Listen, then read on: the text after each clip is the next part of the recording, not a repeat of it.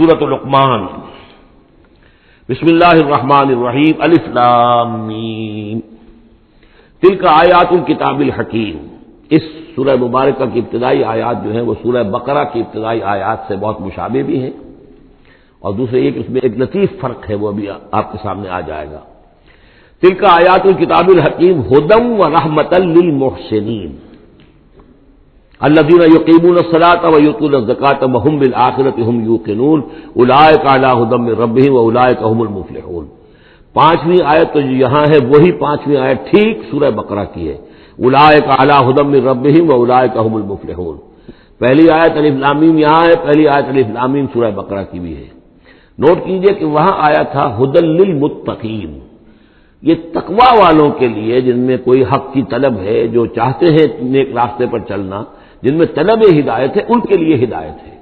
یہاں ایک لفظ کا اضافہ کیا، اگلی منزل چونکہ بیان ہو رہی ہے، ھدی ورحمۃ للمحسنین، یہ جو بلند ترین منزل ہے، جو احسان کے مقام تک پہنچ جائیں، ان کے حق میں یہ صرف ہدایت ہے، ہدایت نہیں رحمت بھی ہے۔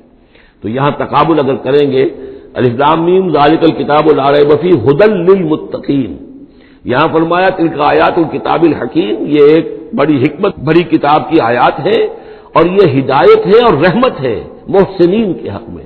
اور یہ محسنین جو ہے قرآن کی اصطلاح کے طور پر، جیسا کہ میں بیان کر چکا ہوں سورہ مائدہ میں، کہ یہ پہلا درجہ ہے اسلام، اس سے اوپر ایمان، اس سے اوپر احسان۔ اذا اتقوا وآمنوا وعملوا الصالحات ثم اتقوا وآمنوا ثم اتقوا واحسنوا واللہ یحب المحسنین، ان کے حق میں یہ قرآن رحمت ہے۔ الذین، اب ان کے یہ اوصاف ہیں جو نماز قائم رکھتے ہیں، ویؤتون الزکاۃ، وہاں ہے ومما رزقناہم ینفقون، یہاں باقاعدہ لفظ زکوٰۃ آ گیا، وہ زکوٰۃ دیتے رہتے ہیں، یا یہ کہ اپنے تزکیے کے لیے مسلسل کوشاں رہتے ہیں۔ وہم بالآخرۃ ھم یوقنون، اور آخرت پر ان کا پورا یقین ہے۔ اصل شے جو ہے جو انسان کے عمل اور کردار پر اثر انداز ہوتی ہے وہ ایمان بالآخرہ ہے۔ اولئک علی ھدی من ربہم، یہ لوگ ہیں ہدایت پر اپنے رب کی جانب سے، واولئک ھم المفلحون، اور یہی ہے فلاح پانے والے۔ ومن الناس من یشتری لہو الحدیث لیضل عن سبیل اللہ بغیر علم، لوگوں میں سے کچھ ایسے بھی ہیں کہ جو کھیل کی باتیں خریدتے ہیں، کھیل کود، اور تاکہ لوگوں کی توجہ ادھر ہو جائے، اور یہ باقاعدہ کیا ہے۔ نضر بن حارث جو رؤسائے قریش میں سے تھا، اور اس شخص کا معاملہ یہ تھا کہ یہ حضور کے شدید ترین مخالفین میں سے تھا، اس نے یہ کیا کہ یہ لوگ جو ہیں، کیونکہ عربوں کے اندر ذوق تو تھا، ان کے ہاں اچھے شاعروں کی بڑی قدر تھی، خطبہ ادب جو ہے، فصاحت و بلاغت جو ہے، اس سے ان کو دلچسپی تھی، قرآن مجید کی فصاحت اور بلاغت انہیں اپنی طرف کھینچتی تھی۔ وہ چاہتے تھے کہ یہ لوگ سنیں ہی نہ، تو وہ کہیں سے شام گیا اور وہاں سے کوئی گانا گانے والی ایک لونڈی لے آیا جو بہت اچھا گانا گاتی تھی، اور اس کی محفلیں اس نے منعقد کرانی شروع کر دی، تاکہ لوگ آئیں یہاں پر اور یہ اس میں مگن رہے، اور رات کا وقت وہاں لگائیں تو دن میں سوئیں۔ بہرحال کسی طریقے سے ان کی توجہات جو ہے اس کو محمد کی طرف سے ہٹا کر صلی اللہ علیہ وسلم تو ان چیزوں میں لگا دیا جائے۔ اور یہ اچھی طرح سمجھ لیجئے کہ اس وقت دنیا میں یہ کھیلوں کا معاملہ، سپورٹس کا، گیمز کا معاملہ، اور پورے ذرائع ابلاغ کے اوپر معلوم ہوتا ہے چھائی ہوئی شے یہی ہے۔ ٹی وی کے اوپر تو معلوم ہوتا ہے کہ دنیا کی اہم ترین شے جو ہے وہ یہ گیمز ہیں، ان کے ٹورنامنٹس ہیں، وہ وہاں ہو رہا ہے، یہاں ہو رہا ہے، وہاں ہو رہا ہے، یہاں ہو رہا ہے، یہ ٹینس کا ہے، یہ فلاں کا ہے، یہ تیراکی کا ہے، اور یہ گیم، اس لیے کہ اسی کو دیکھتے رہو۔ جو بھی وقت کوئی فارغ ہے، ظاہر بات ہے کہ کہیں ایسا نہ ہو کہ کہیں بیٹھے بیٹھے کہیں اچانک خیال ہی آ جائے کہ بھئی سوچے انسان میں ہوں کون، کہاں سے آیا ہوں، کہاں جا رہا ہوں، زندگی کا مال کیا ہے، مقصد کیا ہے، اپنے حالات کے بارے میں ہی سوچے، دنیا کدھر جا رہی ہے، قوم کدھر جا رہی ہے، ملک کدھر جا رہا ہے، نہیں، ان کو مست رکھو۔ وہ اقبال نے تو کہا تھا کہ ابلیس نے یہ کہا اپنے کارندوں سے کہ مست رکھو ذکر و فکر صبح گاہی میں اسے، اور پختہ تر کر دو مزاج خانقاہی میں اسے۔ اس سے اگلی بات ہے کہ جو آج دنیا کے ابلیسوں نے جو ایجاد کی ہے، تو یہ کھیل کود، اسی طریقے سے یہ ایکٹرز، یہ ڈرامے، اور پھر ان کے ایکٹرز اور ایکٹریسز کی زندگیاں، اور ان کے جو بھی سکینڈلز ہوں، جس طریقے سے کہ ان کو دنیا میں پھیلایا جا رہا ہے تاکہ وہ نوجوان نسل بھی بس ان دلچسپی میں پڑی رہے، تو یہ ہے اصل میں وہ فلسفہ۔ وَمِنَ النَّاسِ مَن يَشْتَرِي لَهْوَ الْحَدِيثِ، کھیل کود کی چیزیں خریدتے ہیں وہ لوگ، لِيُضِلَّ عَن سَبِيلِ اللَّهِ، تاکہ اللہ کے راستے سے گمراہ کریں، بغیر علم، بغیر علم کے۔ وَيَتَّخِذَهَا هُزُوًا، اور اللہ تعالیٰ کا جو معاملہ ہے اس کو یہ ہنسی ٹھٹا بنا دیں. اولئک لہم عذاب مہین، یہ وہ لوگ ہیں کہ جن کے لیے اہانت آمیز عذاب ہے. وَإِذَا تُتْلَىٰ عَلَيْهِ آيَاتُنَا وَلَّىٰ مُسْتَكْبِرًا، اور جب اسے سنائی جاتی ہیں ہماری آیات تو وہ ولّا اپنی پیٹھ موڑ کر چل دیتا ہے، مستکبرن استکبار کرتے ہوئے، کأن لم یسمعھا، جیسے کہ اس نے سنی ہی نہیں. کان فی اذنیہ وقرا، گویا کہ اس کے کانوں میں کوئی ثقل ہے، بوجھ ہے، اس نے سنا ہی نہیں کیا محمد نے سنایا ہے.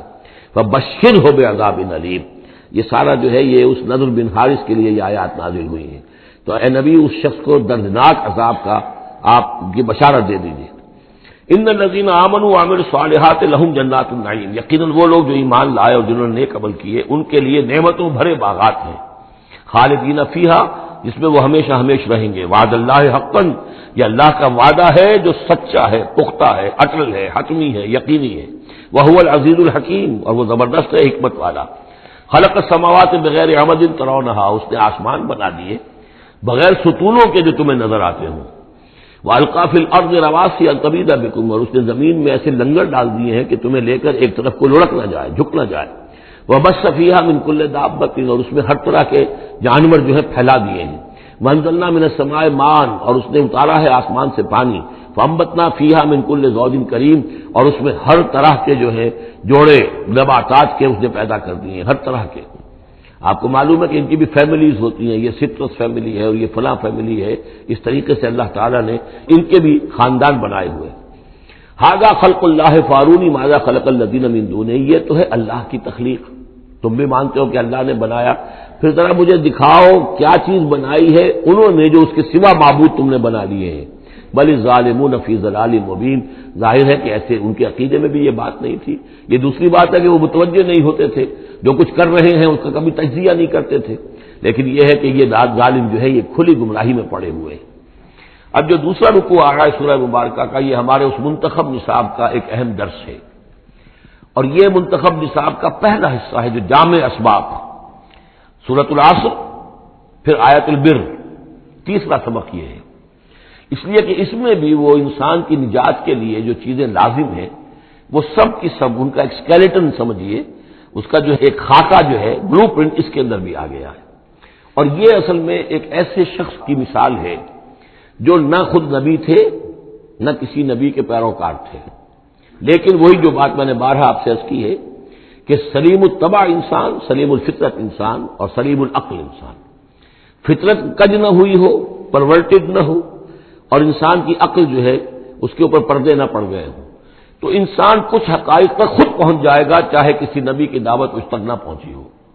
وہ مقام کیا ہے کہ وہ پہچان لے گا کہ اس کائنات کا ایک خالق ہے، وہ اکیلا ہے، وہی اس کا مدبر ہے، وہی چلا رہا ہے، وہ تمام صفات کمال سے بتمام کمال متصف ہے. پھر یہ کہ اس نے جو ہمیں پیدا کیا ہے تو زندگی صرف یہ زندگی نہیں ہے بلکہ کوئی اور زندگی بھی ہوگی، اس کے پاس لوٹنا بھی ہوگا، ہم اس کی طرف جائیں گے اور پھر ہمیں اپنے اعمال کا محاسبہ وہاں پر فیس کرنا ہوگا اور جزا و سزا ہوگی. یہاں تک انسان پہنچ سکتا ہے. یعنی ایمان ابھی نہ کہیے، ایمان تو تصدیق کو کہتے ہیں. ایمان کا لفظ تو ہوتا ہے جبکہ نبی کی دعوت کی تصدیق کی جائے تو لفظ ایمان ہے. لیکن یوں سمجھیے کہ معرفت یا حکمت، معرفت اور حکمت کے یہ دو سٹیشنز ایسے ہیں کہ جس تک انسان پہنچ جاتا ہے بغیر وحی کی رہنمائی کے، اگر اس کی فطرت سلیم ہے، اس کی عقل سلیم ہے. اس کے بعد وہ سوال کرتا ہے، یہی میں نے سورہ فاتحہ میں آپ کو بتایا تھا کہ سورہ فاتحہ دعا ہے، لیکن کس شخص کی دعا ہے؟ عام آدمی کی دعا نہیں ہے.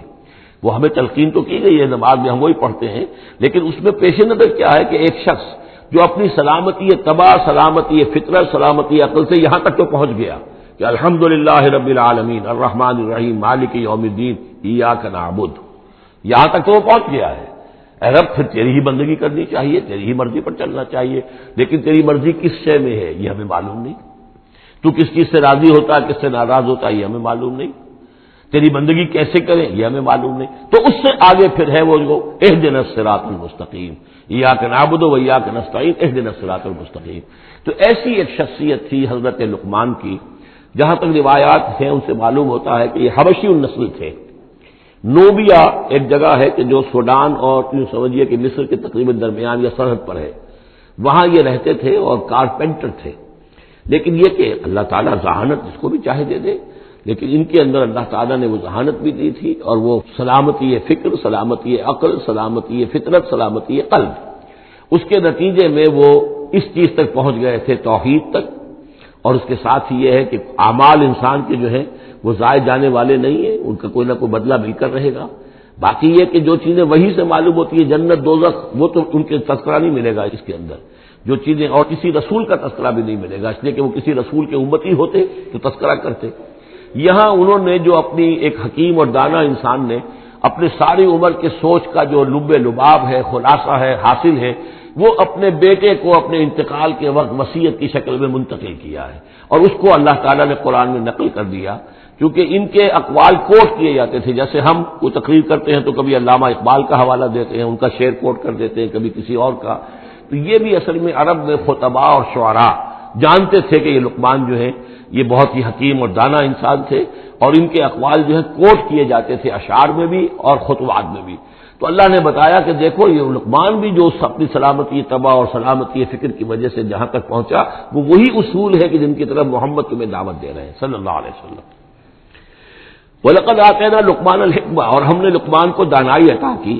تو دانائی کا نتیجہ کیا تھا؟ انشکر للہ، کہ شکر کرو اللہ کا. دانائی کا تقاضا، فطرت کی سلامتی کا تقاضا کیا ہے؟ جو بھی آپ کے ساتھ بھلائی کرے اس کے لیے ایک احسان مندی کے جذبات آپ میں پیدا ہونے چاہیے. اگر نہیں ہو رہا ہے تو فطرت جو ہے پرورٹڈ ہے، بس ہو گئی، جو بھی بھلائی کرے. اور عقل کا تقاضا کیا ہے کہ اصل جو ہے منعم اس کو پہچان لیا جائے، اور وہ اللہ ہے. تو نتیجہ کیا نکلے گا؟ وہ سلامتی طبع جمع سلامتی عقل، تو اللہ کو پہچان لیا جائے اور کہا جائے الحمدللہ، جہاں سے قرآن مجید شروع ہوتا ہے. انشکر للہ، کہ شکر کرو اللہ کا. ومن یشکر فانما یشکر لنفسہ، جو کوئی بھی شکر کرتا ہے تو وہ شکر کرتا ہے اپنے ہی بھلے کے لیے، اپنے ہی فائدے کے لیے. ومن کفر فان اللہ غنی حمید، اور جو کفران نعمت کرتا ہے، ناشکری کرتا ہے، تو اللہ تو غنی اور حمید ہے. وَإِذْ قَالَ لُقْمَانُ لِابْنِهِ، اب یہاں سے حضرت لقمان کی وہ نصیحتیں ہیں جو انہوں نے اپنے بیٹے کو کی ہیں، یہاں مذکور نہیں ہے، لیکن مراد یہی ہے کہ انتقال کے وقت. جیسے کہ کوئی شخص دولت مند ہے تو وہ اپنے انتقال کے وقت اپنے بیٹوں کو، یا اگر بیٹا ایک ہی ہے تو اسے بتائے گا کس سے لینا ہے، کس کو دینا ہے، کیا حساب کتاب ہے، کہاں کہاں میرے ایسٹس ہیں. کوئی دفینہ ہے تو بھی بتائے گا کہ میرا وہاں فلاں جگہ پر دولت دفن ہے. ایک حکیم انسان کے پاس اصل شے اس کی ساری عمر کے غور و فکر کا جو حاصل ہے کہ میں نے جو کچھ سوچا ہے، میں نے جو کچھ بھی حاصل کیا ہے اپنی فطرت سلیمہ اور عقل سلیم کی رہنمائی میں، وہ میں تمہیں منتقل کر رہا ہوں. وَإِذْ قَالَ لُقْمَانُ لِابْنِهِ وَهُوَ يَعِظُهُ، یاد کرو جب کہ کہا لقمان نے اپنے بیٹے سے اور وہ اسے نصیحت کر رہے تھے. یا بنی لا تشرک باللہ، نمبر 1 اللہ کے ساتھ شرک مت کیجو. ان الشرک لظلم عظیم، یقیناً شرک بہت بڑا ظلم ہے، بہت بڑا ظلم ہے، سب سے بڑی ناانصافی. عربی زبان میں ظلم کہتے ہیں وضع شیء فی غیر محلہ، کسی شے کو ہٹا کر اس کے اصل مقام سے ہٹا کر کہیں اور رکھ دینا، یہ ظلم ہے. اللہ خالق ہے تنہا، باقی سب مخلوق ہے. اب آپ نے مخلوق میں سے کسی کو اللہ کے برابر کر دیا، یا اللہ کو کسی اعتبار سے گرا کر مخلوق کی صف میں لا کے کھڑا کر دیا، اس سے بڑی ناانصافی، اس سے بڑا ظلم کوئی نہیں. وَإِذْ قَالَ لُقْمَانُ لِابْنِهِ وَهُوَ يَعِظُهُ يَا بُنَيَّ لَا تُشْرِكْ بِاللَّهِ إِنَّ الشِّرْكَ لَظُلْمٌ عَظِيمٌ. اور اس کے بعد فوراً ہی اللہ تعالیٰ نے اپنی طرف سے ایک بات عہد کی ہے. یہ چوتھا مقام آ گیا ہے کہ جہاں اللہ کے حق کے فوراً بعد والدین کا حق. ظاہر بات ہے کہ حضرت لقمان کو یہ بات کچھ یعنی مناسب نہیں معلوم ہوئی کہ وہ اپنا حق بھی بیان کرے، لہذا اس کی تکمیل کر دی ہے اللہ تعالیٰ نے. وَوَصَّيْنَا الْإِنسَانَ بِوَالِدَيْهِ، اور ہم نے وصیت کی انسان کو اس کے والدین کے بارے میں، اور والدین میں سے بھی خاص طور پر والدہ، اس لیے کہ زیادہ مشقت وہ جھیلتی ہے، زیادہ تکلیفیں بچوں کی پرورش میں ماں کو برداشت کرنی پڑتی ہے. وَوَصَّيْنَا الْإِنسَانَ بِوَالِدَيْهِ حَمَلَتْهُ أُمُّهُ وَهْنًا عَلَى وَهْنٍ، اسے اٹھائے رکھا، وہ جو حمل ہے اس کے اپنے جسم کے اندر اٹھائے رکھا اس نے اس کو، وَهْنًا عَلَى وَهْنٍ، کمزوری پر کمزوری جھیل کر. وَفِصَالُهُ فِي عَامَيْنِ، پھر اس کا دودھ چھڑانا ہوا 2 سال میں سے. پھر یہ کہ پہلے 9 مہینے تو جونک کی طرح اس کے جسم کے اندر خون چوستا رہا، اور اس کے بعد پھر جو ہے دودھ اس کا جو ہے پیا ہے تو وہ بھی اس کی توانائیاں اور اس کی قوتی ہے کہ جو دودھ کی شکل میں اس کے لیے غذا بنی. انشکر لی ولوالدیک، کہ شکر کرو میرا اور اپنے والدین کا، الی المصیر، اور میری طرف ان کو لوٹ کر آنا ہے. اب دیکھیے جیسے میں نے وہاں عرض کیا تھا کہ سورہ عنکبوت پہ اور اس میں بڑی مناسبت ہے ان دو میں، وہ مضمون اب یہاں بھی آ رہا ہے کہ اگر یہ 2 حق ٹکرا جائیں، ایک حق اللہ کا ہے شرک نہ کیا جائے، ایک حق والدین کے ساتھ حسن سلوک ہے، اب یہ ٹکرا گئے، والدین کہہ رہے ہیں شرک کرو، اب کیا کریں؟ وَإِن جَاهَدَاكَ عَلَىٰ أَن تُشْرِكَ بِي مَا لَيْسَ لَكَ بِهِ عِلْمٌ، اگر وہ تم سے جہاد کریں، تم پر دباؤ ڈالیں، تم سے لڑیں، تم سے جھگڑیں اور تمہیں مجبور کریں کہ تم شریک کرو اور شرک کرو میرے ساتھ ایسی چیز کا کہ جس کا تمہارے پاس کوئی علم نہیں ہے، فَلَا تُطِعْهُمَا، تم کا کہنا مت مانو۔ وہاں پر بھی یہ مضمون آ چکا، یہاں دوبارہ آ گیا کہ ان کے حقوق ایک حد تک ہیں، اس سے آگے بڑھ کر وہ اللہ کے حقوق پر ڈاکہ ڈالنے لگے، بازی بازی بارش بابا ہم بازی۔ ان کے حقوق اللہ کے حقوق کے برابر نہیں ہو سکتے، ان کے حقوق اللہ کے حقوق سے فائق نہیں ہو سکتے، اس کے نیچے نیچے ہیں۔ تو شرک نہیں، البتہ یہاں یہ ذہن میں رکھیے کہ شرک صرف بت پرستی کو نہیں کہتے، لا تشرک، شرک کی کوئی قسم بھی ہو۔ اب اللہ کے کسی ایک حکم کو اگر والدین کہتے توڑو، اس کا کیا مطلب ہے؟ یہ شرک کا حکم دے رہے ہیں؟ اس لیے کہ آپ نے والدین کے کہنے پر اللہ کے حکم کی خلاف ورزی کی، اس کا مطلب ہے کہ آپ نے مطاع اور معبود والدین کو بنا لیا۔ نفس کے کہنے پر آپ حرام کے اندر منہ مار رہے ہیں تو آپ کا جو حرام جو دولت ہے وہ آپ کا معبود ہے اور آپ کا نفس آپ کا معبود ہے۔ ارأیت من اتخذ الہہ ہواہ، کیا تم نے دیکھا اس شخص کو جس نے اپنی خواہش و نفس کو اپنا معبود بنا لیا؟ تو شرک کا مفہوم جو ہے اس کا پورا وسیع مفہوم، اور جیسا کہ اس سے پہلے بھی تذکرہ ہو چکا ہے، اس پر الحمدللہ کہ میں نے تقریباً 20 سال پرانی بات ہے یہ کہ میں نے اقسام حقیقت و اقسام شرک پر 6 گھنٹے کے کیسز جو ہیں میرے وہ ریکارڈڈ ہیں اور موجود ہیں۔ تو اس حوالے سے اس کو یہ نہیں سمجھنا چاہیے کہ شرک سے مراد صرف بت پرستی ہے۔ وَإِن جَاهَدَاكَ عَلَىٰ أَن تُشْرِكَ بِي مَا لَيْسَ لَكَ بِهِ عِلْمٌ فَلَا تُطِعْهُمَا، لیکن دیکھیے یہ ہے اللہ تعالیٰ کی تعلیم، اس کے اندر کیا توازن ہے۔ اس کا یہ مطلب نہیں ہے کہ والدین کے سارے حقوق ہی ساقط ہو گئے۔ اگر والدین مشرک ہیں، تمہیں شرک کرنے کا حکم دے رہے ہیں تو ان کا یہ حکم تو نہیں مانو گے، لیکن ان کے ساتھ حسن سلوک پھر بھی کرنا ہے۔ والد تو ہے نا، وہ والدہ تو ہے نا، وَصَاحِبْهُمَا فِي الدُّنْيَا مَعْرُوفًا، دنیا میں ان کے ساتھ رہو بہتر انداز میں، صحیح انداز میں خدمت ان کی کرو، اگر انہیں ضرورت ہے تو اپنا مال ان پر خرچ کرو۔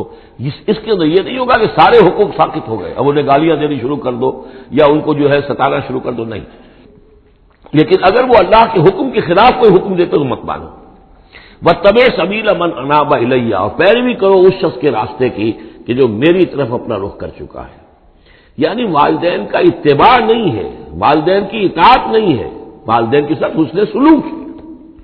اطاعت ہوگی اگر اللہ کی اطاعت کے مطابق، اس کے دائرے کے اندر تو اطاعت بھی ہوگی، لیکن بالفعل اور آزادانہ کوئی اطاعت نہیں والدین کی۔ کہیں بھی قرآن مجید میں نہیں آیا اپنے والدین کی اطاعت کرو۔ کیا حکم دیا گیا؟ حسن سلوک، نیک سلوک، ان کی ضرورت، ان کی خبر گیری ہے، ان کی خدمت ہے، ان کی ضروریات کا لحاظ رکھنا، اس کا حکم ہے۔ باقی پیروی کرو اس شخص کی جس نے اپنا رخ میری طرف کر لیا ہے، وہ کوئی بھی ہے۔ پہلے انبیاء ہوتے تھے، انبیاء کی پیروی کرو، اب انبیاء نہیں ہے، انبیاء کے خادم ہیں۔ انبیاء کی امتوں میں جو شخص بھی اٹھا ہے دین کی دعوت لے کر، جس نے اپنا رخ کر لیا ہے، جس نے کہا میں چل رہا ہوں اللہ کے راستے میں، کون میرا ساتھی بنتا ہے، تو پیروی کرو اس کی۔ وَاتَّبِعْ سَبِيلَ مَنْ أَنَابَ إِلَيَّ، پیروی کرو اس شخص کے راستے کی جس نے اپنا رخ میری طرف کر لیا ہے۔ ثُمَّ إِلَيَّ مَرْجِعُكُمْ، پھر میری ہی طرف تم سب کا لوٹنا ہے۔ والدین بھی یہی آ جائیں گے میرے پاس، تم بھی آ جاؤ گے۔ فَأُنَبِّئُكُم بِمَا كُنتُمْ تَعْمَلُونَ، پھر میں تمہیں جتلا دوں گا جو کچھ کہ تم کرتے رہے تھے۔ اب یہاں بیچ میں جو آ گیا اللہ کی طرف سے آ گیا، یعنی حضرت لقمان کی نصیحت صرف ابھی ایک آئی تھی، یا بنی لا تشرک باللہ ان الشرک لظلم عظیم، اے میرے بچے شرک مت کرنا اللہ کے ساتھ، اس لیے کہ شرک جو ہے بہت بڑا ظلم ہے، بہت بڑی ناانصافی ہے۔ دوسری وصیت ان کی کیا ہے؟ یا بنی انہا ان تک مثقال حبۃ من خردل فتکن فی صخرۃ او فی السماوات او فی الارض یأتی بها اللہ ان اللہ لطیف خبیر، اے میرے بچے عمل، خواہ وہ نیکی کا ہو خواہ بدی کا ہو، انہا، ہا کی ضمیر ہے عمل کی طرف، عمل خواہ ایک رائی کے دانے کے ہم وزن ہو۔ اب یہ سب سے چھوٹی چیز، رائی کا دانہ، فتیلہ، نقیرہ، یہ 3 چیزیں آتی ہیں قرآن مجید میں عام طور پر چھوٹی شے کے لیے، لا یظلمون فتیلہ، لا یظلمون نقیرہ، اور یہ کہ رائی کا دانہ بہت چھوٹا۔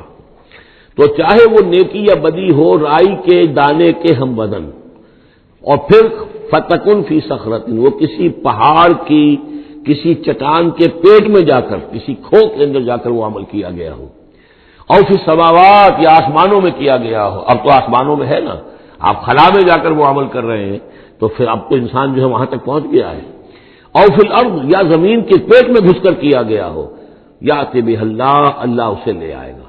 یعنی انسانی اعمال، انسان اشرف المخلوقات ہے، اور انسانی اعمال ایسی گھٹیا چیز نہیں ہے کہ ایسے ضائع کر دے اللہ، چاہے وہ نیکی ہے چاہے بدی۔ فمن یعمل مثقال ذرۃ خیرا یرہ ومن یعمل مثقال ذرۃ شرا یرہ، لیکن عمل ضائع نہیں ہوگا، چاہے وہ رائی کے دانے کے برابر ہو، پھر چاہے وہ کسی چٹان میں گھس کر کیا گیا ہو، کسی پہاڑ کی کھو میں کیا گیا ہو، چاہے وہ خلا اور فضا کی پہنائیوں میں کیا گیا ہو، چاہے وہ زمین کے اندر سرنگ کھود کر کیا گیا ہو، یات بہ اللہ ان اللہ لطیف الخبیر، یقیناً اللہ تعالیٰ باریک بین ہے، باخبر ہے۔ اب دو چیزیں آ گئیں، اللہ کے ساتھ شرک نہیں، اور اعمال کے بارے میں دیکھ لو نیکی اور بدی کے نتائج نکل کر رہیں گے۔ اس سے آگے باعث بعد الموت کا یہاں تذکرہ نہیں ہے، اس سے بعد جنت اور دوزخ کا، تو اس لیے کہ یہ چیزیں معلوم ہوتی ہیں پھر نبی کے بتانے سے۔ اصولی طور پر جو چیز حکمت سے انسان جہاں تک پہنچ سکتا ہے وہ دو ہے، ایک خالق اور اس کے ساتھ شرک نہ ہو، اور نمبر دو اس اعمال انسانی ان کا ضرور بدلہ ملے گا۔ اب اس کے بعد تیسری بات، یا بنی اقم الصلاۃ، نماز قائم رکھو۔ یعنی جس اللہ کو تم نے پہچان لیا ہے، اب محض ایک مرتبہ پہچان لینا کافی نہیں ہوگا، اسے یاد رکھنا ضروری ہے، ورنہ شیطان تمہیں ورغلائے گا، تمہیں ادھر ادھر سے جو ہے تمہارا نفس تمہیں غلط راستے پر ڈال دے گا، جب تک کہ یہ ایمان باللہ مستحضر نہ رہے ذہن کے اندر۔ اور ایمان باللہ کو مستحضر رکھنے کے لیے ذکر ہے جو ہم پڑھ چکے ہیں، اتل ما اوحی الیک من الکتاب واقم الصلاۃ ان الصلاۃ تنہی عن الفحشاء والمنکر۔ لہذا اب نماز کون سی تھی وہ ہم نہیں جانتے، لیکن کوئی ذریعہ ایسا ہونا چاہیے کہ تم اللہ کو یاد کیا کرو۔ یا بنی اقم الصلاۃ، اور نمبر 4 وامر بالمعروف وانہی عن المنکر، اور نیکی کا حکم دو اور بدی سے روکو۔ یہ بھی تمہاری ذمہ داریوں میں سے ہے، یہ بھی انسان کی، یوں سمجھیے کہ اس کی انسانیت، اس کی شرافت، اس کی مروت کا تقاضا ہے کہ وہ اپنے جو ابنائے نو ہیں، جو بھی انسان ہیں، ان کی بھلائی کے لیے کوشاں ہوں، اور سب سے بڑی بھلائی ان کی، سب سے بڑی خدمت یہی ہے کہ انہیں برائیوں سے روکا جائے اور بھلائیوں کی دعوت دی جائے۔ وَاصْبِرْ عَلَىٰ مَا أَصَابَكَ، اور یہ بھی جان لو کہ اگر یہ امر بالمعروف اور نہی عن المنکر کرو گے تو تکلیفیں آئیں گی، مصیبت آئیں گی۔ پسند تو کسی کو نہیں ہے کہ آپ اس پر تنقید کریں۔ اگر آپ کسی بچے کو بھی سڑک پر کھیل رہا ہو، گلی میں کھیل رہا ہو، اگر آپ اس سے کہہ دیں کہ بیٹے یہ کوئی کرکٹ کھیلنے کی جگہ نہیں ہے، کسی کی گاڑی کا شیشہ توڑو گے تم، تو آپ دیکھ لیجئے پھر کیا آپ کا وہ اس کو کیا جواب دے گا آپ کو۔ اسی لیے آپ بولتے ہی نہیں ہیں کہ اپنی عزت لے کر وہاں سے نکل جائیں۔ تو کسی کو بھی نصیحت پسند نہیں ہے، حق کڑوا ہے، لہذا اب اگر حق کہنا ہے اور نصیحت کرنی ہے تو پھر تیار رہو کہ وہ ممکن ہے تمہیں پلٹ کر گالی دے دے، وہ کہے کہ تم پہلے ذرا اپنے دامن کو دیکھو تمہارے کتنے دھبے ہیں۔ اب جو بھی ہو برداشت کرو، اور اگر کوئی بڑی بات ہے، اگر فرعون کے سامنے جا کر حق کہو گے تو وہ تو کہے گا کہ میں تمہیں جیل میں ڈالوں گا۔ تو اس طریقے سے یہ وَاصْبِرْ عَلَىٰ مَا أَصَابَكَ، پھر جو شے بھی تم پر آئے اس پر صبر کرو، إِنَّ ذَلِكَ مِنْ عَزْمِ الْأُمُورِ، یقیناً یہ چیزیں ہیں جو بڑی ہمت کے کاموں میں سے۔ گویا کہ وہ چاروں چیزیں اس میں آ گئی، وَالْعَصْرِ إِنَّ الْإِنسَانَ لَفِي خُسْرٍ إِلَّا الَّذِينَ آمَنُوا وَعَمِلُوا الصَّالِحَاتِ وَتَوَاصَوْا بِالْحَقِّ وَتَوَاصَوْا بِالصَّبْرِ۔ یہاں اصطلاحات علیحدہ ہو گئی، تواصی کے بجائے امر بالمعروف نہی عن المنکر آ گیا، صبر جو کا تو ہے، باقی ایمان اور وہ تمام چیزیں اعمال صالحہ میں سے نماز آ گئی، والدین کے ساتھ حسن سلوک آ گیا۔ آخری دو آیتیں ہیں وَلَا تُصَعِّرْ خَدَّكَ لِلنَّاسِ، اور دیکھو اپنے گالوں کو پھلا کر مت رکھو لوگوں کے سامنے، یعنی تکبر اور غرور، اس انداز میں رہنا۔ وَلَا تَمْشِ فِي الْأَرْضِ مَرَحًا، اور تم زمین میں اکڑ کر نہ چلو۔ ان اللہ لا يحب كل مختال فخور، یقیناً اللہ تعالیٰ کو جو اکڑنے والے ہیں، اور یہ مختال بنا ہے خیل سے، خیل کہتے ہیں گھوڑے کو، گھوڑے کی چال میں ایک تمکنت ہوتی ہے، تو جب انسان بھی بڑی تمکنت کے ساتھ چلتا ہے تو وہ گویا کہ اختیال بن گیا۔ لا يحب كل مختال فخور، شیخی کھورے، فخر کرنے والے، اکڑنے والے اللہ کو پسند نہیں ہے۔ یہ مضمون سورہ بنی اسرائیل میں بھی آ چکا ہے۔ وَلَا تَمْشِ فِي الْأَرْضِ مَرَحًا إِنَّكَ لَن تَخْرِقَ الْأَرْضَ وَلَن تَبْلُغَ الْجِبَالَ طُولًا، تم کتنا ہی پاؤں مار کر چلو ہماری زمین کو پھاڑ نہیں سکتے، اور کتنی گردن اکڑا لو، اونچے ہو جاؤ، سینہ تان لو اور اوپر ترا بھی چڑھا لو، لیکن یہ کہ تم پہاڑوں کی اونچائی تک نہیں پہنچ سکتے۔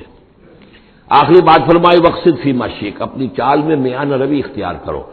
یہ میانہ روی ہر اعتبار سے، چال میں بھی، خرچ میں بھی۔ وَالَّذِينَ إِذَا أَنفَقُوا لَمْ يُسْرِفُوا وَلَمْ يَقْتُرُوا وَكَانَ بَيْنَ ذَلِكَ قَوَامًا، یہ ایک میچور شخصیت کا کہ اس کے اندر ہر اعتبار سے معلوم و توازن ہو، انتہا پسندی کسی بھی اعتبار سے نہ ہو۔ وَاقْصِدْ فِي مَشْيِكَ وَاغْضُضْ مِنْ صَوْتِكَ، اور اپنی آواز کو پست رکھو۔ اس کا مطلب کیا ہے کہ کہیں کوئی آرگومنٹ ہے کہ جھگڑا ہو گیا ہے تو آواز کو بلند کرنے کی کوشش نہ کرو، بات اپنی کرو۔ عام طور پر یہ ہوتا ہے کہ جب آدمی دیکھتا ہے کہ میری دلیل تو کمزور پڑ گئی تو پھر وہ اپنی آواز کی والیوم بڑھا کر کوشش کرتا ہے کہ کمپنسیٹ کرے کہ دلیل عقلی اعتبار سے تو کمزور ہے لیکن میری آواز جو ہے وہ اس کے اندر وزن پیدا کر دے۔ ولا وغضض من صوتک، اور دیکھو ان انکر الاصوات لصوت الحمیر، آواز جو گدھے کی ہوتی ہے وہ ڈھیچو ڈھیچو جب کرتا ہے تو بلند تو وہ بہت ہوتی ہے لیکن کس قدر ناپسندیدہ آواز ہے، کتنی ناپسندیدہ آواز ہے۔ تو آواز کی بلندی کوئی حسن نہیں ہے، اصل تو یہ شے ہے کہ آپ جو بات کہیں وہ وزنی ہو، وہ دلیل کے ساتھ ہو اور وہ آپ اپنی بات کو منوا سکیں اس کے حوالے سے۔ تو یہ ہے 8 آیات پر مشتمل جو رکوع ہے، یہ دوسرا رکوع سورہ مبارکہ کا، یہ ہمارے اس منتخب نصاب کا تیسرا سبق ہے۔ الم تروا ان اللہ سخر لكم ما في السماوات وما في الارض واسبغ عليكم نعمه ظاهرة وباطنة ومن الناس من يجادل في الله بغير علم ولا هدى ولا كتاب منير صدق اللہ العظیم۔ کیا تم نے دیکھا نہیں کہ اللہ تعالیٰ نے تمہارے لیے مسخر کر دیا ہے جو کچھ کے آسمانوں میں ہے اور جو کچھ کے زمین میں ہے، یعنی یہ کہ آسمان کے اندر سورج ہے، چاند ہے، یہ سب تمہاری ضرورتیں بہم پہنچانے میں لگے ہوئے ہیں۔ سورج کی تمازت ہے جس سے تمہاری فصلیں پکتی ہیں، اسی سے ہواؤں کا نظام چل رہا ہے، بارشوں کا برسنا، یہ سارا معلوم ہوتا ہے کہ تمہارے لیے یہ سب بستر بچھایا ہے اللہ نے اور ساری تمہاری ضرورتیں پوری کی ہیں۔ وَأَسْبَغَ عَلَيْكُمْ نِعَمَهُ، اور اس نے تم پر اپنی ساری نعمتیں مکمل کر دی ہیں، پوری کر دی ہیں۔ ظاہرتاً و باطنتاً، یہ نعمتیں ظاہری بھی ہیں باطنی بھی ہیں، جو باہر سے نظر آتی ہیں دکھتی ہیں جن کو ہم استعمال کرتے ہیں، بہت سی نعمتیں وہ جن کا ہمیں احساس ہی نہیں ہے، ہمارے وجود کے اندر کیا کچھ اللہ تعالی نے مدیت کیا ہوا ہے اس کا ہمیں پوری طرح احساس بھی نہیں۔ وَمِنَ النَّاسِ مَن يُجَادِلُ فِي اللَّهِ بِغَيْرِ عِلْمٍ، یہ آیت آ چکی ہے سورہ حج میں۔ لوگوں میں سے کچھ ایسے بھی ہیں جو جھگڑتے ہیں اللہ کے معاملے میں یا اللہ کے بارے میں یا اللہ کے احکام کے بارے میں، اللہ کی آیات کے بارے میں، بغیر اس کے کہ بغیر علم کہ ان کے پاس کوئی علم ہو، ولا ہدن، نہ کوئی رہنمائی اور ہدایت ہے، ولا کتاب منیر، نہ کوئی روشن کتاب ہے۔ وَإِذَا قِيلَ لَهُمُ اتَّبِعُوا مَا أَنزَلَ اللَّهُ قَالُوا بَلْ نَتَّبِعُ مَا وَجَدْنَا عَلَيْهِ آبَاءَنَا، اور جب ان سے کہا جاتا ہے کہ پیروی کرو اس کی جو اللہ نے نازل فرمایا ہے، قرآن اتارا ہے، اس کی پیروی کرو، قالوا، وہ کہتے ہیں، بل نتبع ما وجدنا علیہ آباءنا، بلکہ ہم تو پیروی کریں گے اس کی کہ جس کو پر ہم نے پایا ہے اپنے آباء و اجداد کو۔ اور آج کل خاص طور پر یہ لوک ورثہ اور ہماری پرانی روایات، قومی روایات اور ہماری جو ہیں ہر علاقے کا ایک کلچر ہے، اس کلچر کو زندہ کیا جائے، کروڑ ہر روپیہ ان چیزوں میں صرف کیا جاتا ہے۔ اولو کان الشیطان یدعوہم الی عذاب السعیر، خواہ شیطان ان کو پکار رہا اور بلا رہا ہو، یہ جو باتیں بنا رہے ہیں در حقیقت یہ شیطان کی دعوت ہے، اس کی تبلیغ ہے در حقیقت جس کو انہوں نے قبول کیا ہے۔ یدعوہم الی عذاب السعیر، اور وہ انہیں بلا رہا ہے اس جہنم کے عذاب کی طرف۔ وَمَن يُسْلِمْ وَجْهَهُ إِلَى اللَّهِ وَهُوَ مُحْسِنٌ، اور جس شخص نے اپنا چہرہ اللہ کے سامنے جھکا دیا، تابع فرمان کر دیا اپنے چہرے کو الی اللہ، اللہ کی جانب، وَهُوَ مُحْسِنٌ، اور وہ احسان کی روش اختیار کرے، فَقَدِ اسْتَمْسَكَ بِالْعُرْوَةِ الْوُثْقَىٰ، تو اس نے تو مضبوط تھام لیا ہے مضبوط کنڈے کو، اس کا ہاتھ پڑ گیا ہے۔ یہ سورہ بقرہ میں بھی یہ الفاظ آئے تھے آیت کی کرسی کے فوراً بعد۔ فَمَن يَكْفُرْ بِالطَّاغُوتِ وَيُؤْمِن بِاللَّهِ فَقَدِ اسْتَمْسَكَ بِالْعُرْوَةِ الْوُثْقَىٰ وَإِلَى اللَّهِ عَاقِبَةُ الْأُمُورِ، اور تمام معاملات کا انجام آخر کار اللہ ہی کے ہاتھ میں ہے، اللہ ہی تک اس کو لوٹا دیا جائے گا۔ وَمَن كَفَرَ فَلَا يَحْزُنكَ كُفْرُهُ، اور اے نبی جو کفر کر رہا ہے تو آپ اس کے کفر اور کفر کے لیے جو وہ بھاگ دوڑ کر رہا ہے اس سے آپ پریشان نہ ہو، دلگیر نہ ہو۔ الینا مرجعہم، میری طرف ان سب کو لوٹنا ہے، فننبئہم بما عملوا، ہم انہیں اچھی طرح بتا دیں گے، جتلا دیں گے جو کچھ کہ انہوں نے کیا تھا۔ ان اللہ علیم بذات الصدور، یقیناً اللہ تعالیٰ تو جو کچھ سینوں میں چھپا ہوا ہے اس سے بھی واقف ہے۔ نمتعہم قلیلا، ہم انہیں ذرا تھوڑی دیر کے لیے ساز و سامان دے رہے ہیں، دنیا کے اندر یہ مزے لے لیں، مزے لوٹ لیں، ثم نضطرهم الى عذاب غلیظ، پھر ہم انہیں کشاں کشاں لے آئیں گے، کھینچ کر پکڑ کر لے آئیں گے اس عذاب کی طرف جو بہت گاڑا ہے۔ وَلَئِن سَأَلْتَهُم مَّن خَلَقَ السَّمَاوَاتِ وَالْأَرْضَ لَيَقُولُنَّ اللَّهُ، اور اگر آپ ان سے پوچھیں کس نے پیدا کیا آسمان اور زمین تو وہ کہیں گے اللہ نے۔ قُلِ الْحَمْدُ لِلَّهِ، کہیے الحمدللہ، ساری حمد بھی پھر اسی کی ہے۔ بل اکثرهم لا يعلمون، لیکن یہ کہ ان کی اکثریت علم نہیں رکھتی۔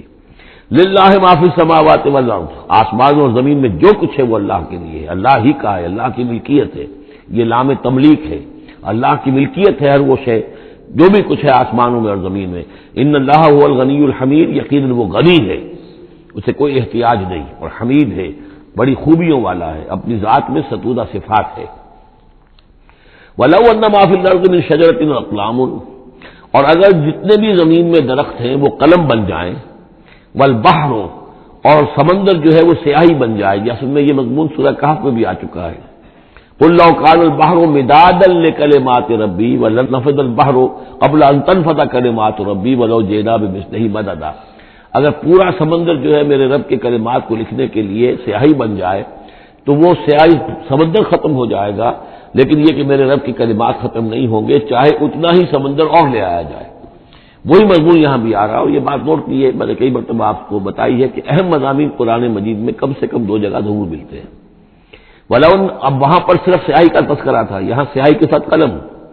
ولو ان ما فی الارض من شجرۃ اقلام، اگر جتنے بھی درخت زمین میں ہیں وہ سب کے سب قلم بن جائیں، والبحر، اور سیاہی جو ہے یہاں پہ اب محذوف سمجھیے مدادن، اور بحر جو ہے سمندر جو ہے وہ سیاہی کی شکل اختیار کر لے، یمدہ من بعدہ سبعۃ ابحر، اور اس سیاہی کو پھر مزید پھیلائے اور بڑھائے 7 سمندر اور اس کے اندر جو ہے ڈال دیے جائیں، ما نفدت کلمات اللہ، اللہ تعالیٰ کی کلمات ختم نہیں ہوں گے۔ اور یہ میں عرض کر چکا ہوں، اس سے مراد کیا ہے کہ ہر شے جو اس کائنات میں ہے اللہ تعالیٰ کے کلمہ کن کا ظہور ہے، تو گویا کہ یہ تمام مخلوقات جو ہے کلمات اللہ ہے۔ اس اعتبار سے ظاہر بات ہے کہ احصاء کرنا ممکن ہی نہیں، اور آج کچھ نہ کچھ ہمیں اندازہ ہے کہ یہ کائنات کتنی وسیع و عریض ہے۔ ابھی تک بڑی سے بڑی ٹیلیسکوپس ایجاد کرنے کے باوجود trillions and trillions and trillions of light years تک تو ہم نے دیکھ لیا ہے، لیکن کائنات کا سرا ابھی ہمیں نظر نہیں آیا کہ یہ شروع کہاں ہوتی ہے ختم کہاں ہوتی ہے۔ تو اس سے اندازہ کریں اللہ تعالیٰ کی خلاقی کا، اس کی مخلوقات کتنی ہیں۔ تو وہ جتنے بھی کلمات کن ہیں، اگر ان کو لکھنے کے لیے تمام جو ہے زمین کے درخت وہ قلم بن جائیں، اور تمام سمندر جو ہیں وہ سیاہی بن جائے، اور 7 سمندر اور بھی اس میں ایڈ کر دیے جائیں، تب بھی یہ کہ اللہ کے کلمات ختم نہیں ہوں گے۔ ان اللہ عزیز الحکیم، یقیناً اللہ تعالیٰ زبردست ہے، حکمت والا۔ اب ادھر تو اس میں تو اللہ تعالیٰ کی تخلیق کی وسعت اور عظمت کا تذکرہ ہو گیا، اب اس کے انتظام کا معاملہ، اس کی تدبیر جو ہے اس میں کس قدر یسر ہے، کتنی آسانی ہے، کتنی سہولت ہے اس کے لیے، یعنی اس کائنات کو جیسے کہ سورہ بقرہ میں آیت الکرسی میں بھی آیا تھا ولا یعودہ حفظہما، یہ آسمانوں اور زمین کی حفاظت اس پر کوئی بھاری نہیں ہے، مشکل نہیں ہے، اس کو جو ہے اس کے تھامنے میں، اس کے چلانے میں کوئی اس کے لیے یہ کام بوجھل نہیں ہے، وزنی نہیں ہے۔ ولا یعودہ حفظہما وہو العلی العظیم، تو اسی کو یہاں فرمایا ما خلقکم ولا بعثکم الا کنفس واحدہ، تم سب کو پیدا کرنا اور تم سب کو دوبارہ پیدا کر لینا اللہ تعالیٰ کے لیے ایسے ہی جیسے ایک نفس کا پیدا کر دینا، اللہ کے لیے یہ اتنا یسیر ہے۔ ان اللہ سمیع بصیر، یقیناً اللہ تعالیٰ سمیع ہے اور بصیر ہے۔ تو گویا کہ ایک ہے اللہ کی تخلیق کی وسعت و عظمت، وہ تو کلمات الہی، اور ایک ہے اللہ تعالیٰ پر یہ کتنا ہلکا ہے، اہون علیہ، یہ اس کے لیے بہت آسان ہے، یسر اور سہولت، اللہ تعالیٰ اس کے انتظام کو، اس کو جو لے کر چل رہا ہے اس پر بھاری نہیں۔ الم تری ان اللہ یولج اللیل فی النہار، کیا تم دیکھتے نہیں کہ اللہ تعالیٰ رات کو پرو لاتا ہے دن میں، ویولج النہار فی اللیل، اور دن کو پرو لاتا ہے رات میں۔ اب یہ ایک تو اس کا مفہوم یہ ہو سکتا ہے کہ جیسے ایک ڈوری ہے، اور اس ڈوری کے اندر اگر آپ نے دانے ڈالے ہوئے تصویر میں، ایک سیاہ ہے ایک سفید ہے، ایک سیاہ ایک سفید ہے، سیاہ کے بعد سفید، سفید کے بعد سیاہ، یہ تو آتا چلا جائے گا۔ ایک یہ ہے کہ کبھی دن بڑھتا ہے اور رات گھٹتی ہے، گویا کہ دن جو ہے رات میں داخل ہو رہا ہے، کبھی رات بڑھنے لگتی ہے دن گھٹنے لگتا ہے، گویا کہ دن جو ہے وہ رات کو انکروچ کر رہا ہے، رات کے حصے کو گویا کہ اس نے قبضے میں کر لے لیا ہے۔ تو اس طریقے سے اللہ تعالیٰ پھرو دیتا ہے رات کو دن میں، دن کو رات میں۔ وسخر الشمس والقمر، اور اس نے مسخر کر دیا ہے سورج کو اور چاند کو، کل یجری الی اجل مسمى، یہ سب کے سب چل رہے ہیں ایک وقت معین تک کے لیے، وان اللہ بما تعملون خبیر، اور یقیناً اللہ تعالیٰ جو کچھ کہ تم کر رہے اس سے باخبر ہے۔ ذالک بان اللہ هو الحق، یہ اس لیے کہ اللہ حق ہے، وانما يدعون من دونه الباطل، اور یہ کہ جس کو یہ پکار رہے ہیں اللہ کے سوا وہ سب باطل ہیں، ان کی کوئی حقیقت ہی نہیں۔ باطل اس کو کہتے ہیں جو نظر تو آئے ہو نہ، کوئی حقیقت اس کی نہ ہو، جیسے شراب، پانی نظر آتا ہے لیکن پانی ہے نہیں۔ وان اللہ هو العلی الکبیر، اور یقیناً اللہ تعالیٰ ہی ہے سب سے بلند و بالا اور سب سے بڑا اور عظمت والا۔ الم تری ان الفلک تجری فی البحر بنعمت اللہ لیریکم من آیاتہ، کیا تم دیکھتے نہیں کہ کشتیاں چلتی ہیں سمندر میں یا دریا میں اللہ کی نعمتوں کو لے کر؟ ظاہر بات ہے ٹرانسپورٹ جو ہوتی تھی پہلے بہت بڑی، وہ سمندروں میں کشتیوں سے، دریاؤں میں بھی۔ لیریکم من آیاتہ، تاکہ وہ تمہیں دکھائے اپنی آیات میں سے۔ ان فی ذلک لآیات لکل صبار شکور، یقیناً اس میں آیات ہیں، لیکن کس کے لیے؟ ان سب لوگوں کے لیے جو صبر کرنے والے ہیں، شکر کرنے والے ہیں۔ صبار یہ بھی مبالغے کا صیغہ ہے، فعال کے وزن پر، بہت صبر کرنے والا۔ شکور فعول کے وزن پر ہے، بہت زیادہ شکر کرنے والا۔ وَإِذَا غَشِيَهُم مَّوْجٌ كَالظُّلَلِ، اور جب یہ کبھی سمندر میں ہوتے ہیں اور ان کے اوپر ایک موج چڑھتی ہے اور ڈھانپ لیتی ہے انہیں جیسے کہ بادل ہوں، ایسی موج آ رہی ہے کہ گویا کہ وہ تمہارے اوپر سے گزر جائے گی۔ دعوا اللہ مخلصین لہ الدین، تو وہ پکارنے لگتے ہیں اللہ کو اسی کے لیے اپنی اطاعت کو خالص کرتے ہوئے۔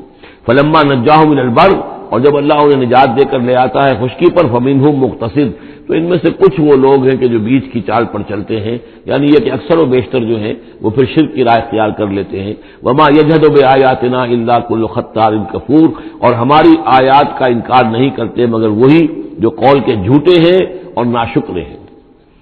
یا ایھا الناس اتقوا ربکم واخشوا یوما، اے لوگوں اپنے رب کا تقوی اختیار کرو اور ڈرو اس دن سے، لا یجزی والد عن ولدہ، جس دن کوئی والد اپنے بیٹے سے کسی شے کو دور نہیں کر سکے گا، بچا نہیں سکے گا کسی بھی چیز سے، ولا مولود هو جاز عن والدہ شیئا، اور نہ ہی بیٹا جو ہے وہ اپنے باپ سے کوئی شے دور کر سکے گا، کوئی کسی کے کام نہیں آئے گا، نہ باپ بیٹے کے نہ بیٹا باپ کے، تو باقی سارے رشتے جو ہیں وہ تو اس کے بعد ثانوی ہیں۔ ان وعد اللہ حق، یہاں وہ آیت بھی یاد آ گئی ہوگی آپ کو، یا بنی اسرائیل اذکروا نعمتی التی انعمت علیکم انی فضلتکم علی العالمین واتقوا یوما لا تجزی نفس عن نفس شیئا ولا یقبل منها شفاعۃ ولا یؤخذ منها عدل ولا هم ينصرون۔ یا ایھا الناس اتقوا ربکم واخشوا یوما لا یجزی والد عن ولدہ ولا مولود هو جاز عن والدہ شیئا ان وعد اللہ حق، اللہ کا وعدہ سچا ہے، شدنی ہے، اٹل ہے، ہو کر رہے گا، قیامت آ کر رہے گی، جزا و سزا ہو کر رہے گی۔ فلا تغرنکم الحیات الدنیا، تو دیکھو تمہیں نہ دھوکے میں ڈال دے یہ دنیا کی زندگی، تم اسی کے اوپر ریجھ جاؤ، اسی میں مگن ہو جاؤ، اسی میں گم ہو جاؤ، تو گویا کہ یہ تمہارے لیے پھر دھوکے کی ٹٹی بن گئی کہ اصل زندگی سے تمہیں جو ہے ذہناً جو ہے اس نے غافل کر دیا۔ ولا یغرنکم باللہ الغرور، اور دیکھنا وہ دھوکے باز تمہیں اللہ تعالیٰ کی شان غفاری کے حوالے سے دھوکہ نہ دے۔ یہ شیطان آ کر یہ بھی کہتا ہے کہ اللہ تو بڑا غفار ہے، تم نے کیا کیا، کچھ چھوٹے سے گناہ تھوڑے سے کیے، اللہ کی مغفرت تو بہت وسیع ہے، خامخواہ کاہے کو گھبراتے ہو، کاہے کو توبہ کرتے ہو۔ تو یہ جو ہے اللہ کی رحیمی، اللہ کی شان غفاری کا حوالے سے دھوکے میں دینا انسان کو۔ ولا یغرنکم باللہ الغرور ان اللہ عندہ علم الساعہ، اللہ ہی ہے کہ جس کے پاس ہے قیامت کا علم کہ قیامت کب آئے گی۔ ساعہ اور قیامہ، اس کے فرق کو ذہن میں رکھیے۔ گھڑی وہ معین گھڑی جبکہ زلزلہ ہوگا اور یہ اجرام سماویہ جو ہیں وہ ایک دوسرے سے ٹکرائیں گے اور پہاڑ جو ہے روئی کے گالوں، یہ ساعہ ہے جس میں کہ ہلاکت ہوگی دنیا کی آخری۔ اور پھر باس بادل موت کے بعد جو دن آنا ہے وہ قیامہ ہے۔ قیام کہتے ہیں کھڑے ہونے کو، اس دن کھڑے ہوں گے لوگ اور حاضر ہوں گے اپنے رب کے حضور میں۔ تو عام طور پر ہم قیامت کا لفظ جب بولتے ہیں تو ساعت کی جگہ پر بولتے ہیں۔ قرآن کی جو پرٹیکولر اپنی ٹرمینالوجی ہے اس میں یہ ساعہ ہے، وہ گھڑی کہ جس میں ہلچل ہوگی اور یہ جو بھی کچھ ہونا ہے جس کا کہ نقشہ کھینچا گیا، القاریہ والقاریہ وما ادراک ما القاریہ، یہ ہے الساعہ۔ لیکن پھر جب باس بعد الموت کے بعد جب کھڑے ہونا ہے قبروں سے نکل کر اللہ کے حضور میں، تو یہ ہوگا قیامہ، کھڑے ہونے کا دن۔ ان اللہ عندہ علم الساعہ، وہ ساعت کب آئے گی اس کا علم صرف اللہ کے پاس ہے۔ وینزل الغیث، وہی بارش برساتا ہے۔ ویعلم ما فی الارحام، وہ جانتا ہے جو کچھ کے رحموں میں ہے، ماں کے پیٹ میں کیا ہے وہ جانتا ہے۔ وما تدری نفس، اور کوئی جان نہیں جانتی ماذا تکسب غدا، کہ کل وہ کیا کمائی کرے گی۔ وما تدری نفس، اور کوئی جان نہیں جانتی بأی ارض تموت، کہ کس زمین میں اس کی موت واقع ہوگی۔ ایک شخص ہے اپنے ملک سے صرف چند دن کے لیے کہیں باہر گیا، وہیں انتقال ہو گیا، اسے کبھی گمان بھی نہیں ہو سکتا تھا، سال ہر سال سے کہیں مقیم ہے وہاں موت نہیں آئی، اور کہیں گیا ہے اور وہاں موت آ گئی، تو کوئی نہیں جانتا کس زمین میں اس کی موت واقع ہوگی۔ ان اللہ علیم الخبیر، یقیناً اللہ تعالیٰ علیم اور خبیر ہے۔ یہ جو 5 چیزیں یہاں گنوائی گئی ہیں، اس میں آج کا بڑا اشکال ہے، اور لوگ کہتے ہیں کہ یہ آپ پتہ چل جاتا ہے کہ ماں کے رحم میں جو ہے، ماں کے پیٹ میں بیٹا ہے یا بیٹی ہے۔ اس کے 2 اعتبار سے اس کو سمجھ لیجئے۔ اس آیت میں 5 چیزوں کا ذکر ہے۔ پہلی چیز میں حصر کا اسلوب ہے کہ یہ چیز صرف اللہ کو معلوم ہے، اگرچہ یہاں یہ نہیں لکھا ہوا ہے کہ اللہ کے سوا کوئی نہیں جانتا، پھر بھی چونکہ حصر کا اسلوب ہے، ان اللہ عندہ علم الساعہ، یقیناً اللہ ہی ہے جس کے پاس ہے قیامت کا علم، ساعت کا علم۔ اس میں بھی گویا کہ نفی ہو گئی کہ کوئی اور نہیں جانتا۔ 2 آخری چیزوں میں بھی نفی ہے، وما تدری نفس ماذا تکسب غدا، کوئی نہیں جانتا کہ کل وہ کیا کمائے گا، اس میں بھی کیٹیگوریکل نفی ہے اس کی۔ وما تدری نفس بأی ارض تموت، یہ بھی پھر کیٹیگوریکل نفی ہے کہ نہیں کوئی جانتا، کوئی جان نہیں جانتی کہ کہاں اس کی موت واقع ہوگی۔ لیکن 2 چیزیں جو ہے میں کیٹیگوریکل ڈینائل نہیں ہے۔ وَيُنَزِّلُ الْغَيْثَ، اللہ بارش برساتا ہے، یہ کہاں لکھا؟ نہ یہاں اس حصر کا اسلوب ہے، نہ یہ لکھا ہے کہ یہ کام جو ہے صرف اللہ کرتا ہے۔ اسی طرح یعلم ما فی الارحام، اللہ جانتا ہے جو کچھ کے رحموں میں ہے، ہاں یہ نہیں لکھا کہ کوئی اور نہیں جانتا۔ اس اعتبار سے قرآن مجید کے الفاظ جو ہیں ان کے اوپر تو اعتراض وارد ہو ہی نہیں سکتا۔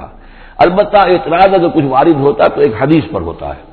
حدیث میں یہ آیا ہے کہ حضرت جبرائیل نے جب پوچھا تھا کہ مجھے قیامت کے بارے میں بتائیے، تو اس میں سے ایک روایت میں یہ الفاظ آئے ہیں کہ فی 5 لا یعلمہن الا اللہ، یہ قیامت کا علم جو ہے یہ تو ان 5 چیزوں میں سے ہے جنہیں اللہ کے سوا کوئی نہیں جانتا، اور وہاں حضور نے یہ ساری چیزیں گنوائی ہیں۔ اس کا جواب وہ یہ ہے کہ رحم میں کیا ہے اس کا صرف ایک پہلو ہمیں معلوم ہوا ہے کہ وہ بیٹا یا بیٹی ہے، باقی جو کچھ ہے اس کے نہ معلوم کتنے پہلو ہیں، کتنا ذہین ہے، کس قدر فطین ہے، اس کے اندر کیا اوصاف ہے، اس میں کیا صلاحیتیں ہیں، شقی ہے یا سعید ہے، نیکوکار ہوگا بدکار ہوگا، کیا پتہ ہے، یا ہوگا یا ہوگی۔ تو اس سے یہ کہ اس کی جو حدیث کا بھی معاملہ ہے اس کی بھی جو ہے اس کی توجیہ موجود ہے، اس پہ کسی گھبرانے کی ضرورت نہیں ہے۔ ان اللہ علیم الخبیر، یقینا اللہ تعالی علیم اور خبیر ہے۔ بارک اللہ لی و لکم فی القرآن العظیم ونفعنی وإیاکم بالآیات والذکر الحکیم۔